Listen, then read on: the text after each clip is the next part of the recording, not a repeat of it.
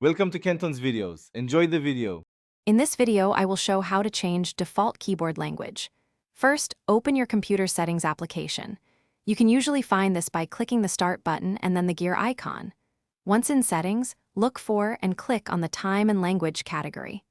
On the left side of the window, you will see several options. Please select Language to proceed with adjusting your keyboard preferences.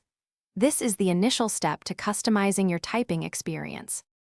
Now that you are in the language settings, you will see an option to add a preferred language. Click this button to open a new window displaying a vast array of languages. Take your time to scroll through or use the search bar to find the specific language you wish to add. Once you have located it, simply select it and then click the Next button to move forward with the installation process. This prepares your system for the new input method. After adding your new language, it will appear in your list of preferred languages. To make it your primary keyboard input, click on the language you just added. A small Options button will appear. Click it to reveal further settings. Within these options, you will find the choice to Set as Default. Selecting this will ensure your keyboard automatically uses this language every time you start typing, making it your primary input method.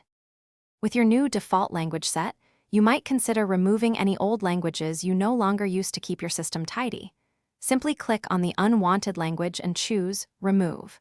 Your keyboard layout will instantly adapt to the new language, providing the correct characters and symbols. Now you can enjoy a seamless typing experience in your preferred language, making your computer truly yours. It's a simple change that makes a big difference. Thanks for watching. Consider subscribing if we helped you.